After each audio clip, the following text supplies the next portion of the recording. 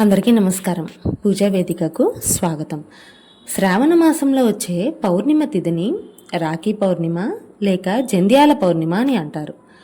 ప్రతి ఒక్కరూ ఎంతో ఘనంగా జరుపుకునే ఈ పండుగ వెనుక అనేక పురాణ గాథలు ఉన్నాయి. అందులో ఒకటిప్పుడు తెలుసుకుందాం. ఇంద్రుడు మరియు ఇంద్రాణి కథ. పురాణాల ప్రకారము పూర్వము రాక్షసులు దేవతల మధ్య భీకర యుద్ధము దాదాపు 12 సంవత్సరాల పాటు జరిగిందట. ఆ యుద్ధంలో దేవతల రాజు దేవేంద్రుడు ఇంద్రుడు ఓడిపోయి అమరావతిలో తలదాచుకున్నాడట. తన భర్త పరిస్థితిని చూసిన ఇంద్రుని భార్య రాక్షసులను ఓడించడానికి ఒక తరుణోపాయము ఆలోచించింది. శ్రావణ పూర్ణిమ నాడు ఇంద్రాణి పార్వతి పరమేశ్వరులకు అలాగే లక్ష్మీ నారాయణలకు పూజించి ఒక రక్షణ సూత్రాన్ని తయారు చేసి ఇంద్రుడి కుడి చేతికి కట్టిందట.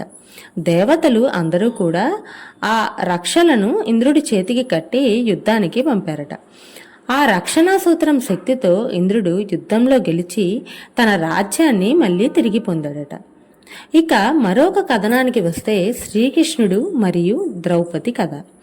మహాభారతంలోని ఒక కథనం ప్రకారం శ్రీకృష్ణుడు శిశుపాలుని శిక్షించే క్రమంలో తన దివ్య ఆయుధం సుదర్శన చక్రాన్ని ప్రయోగించాడట.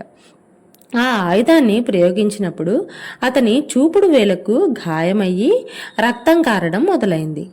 అది గమనించిన ద్రౌపది వెంటనే తన పట్టుచీర కొంగు నుండి ఒక ముక్కను చింపి కృష్ణుడికి గాయానికి కట్టుకట్టిందట. ఆ ప్రేమపూర్వకమైన చర్యకు ఎంతో సంతోషించిన శ్రీకృష్ణుడు ద్రౌపది గౌరవాన్ని రక్షిస్తాను అని వాగ్దానం చేశారు. కాలక్రమేణా దుశ్శాసనుడు నిండు సభలో ద్రౌపదిని వస్త్రాపహరణం చేసినప్పుడు శ్రీకృష్ణుడు తన వాగ్దానాన్ని నెరవేర్చుకున్నాడు.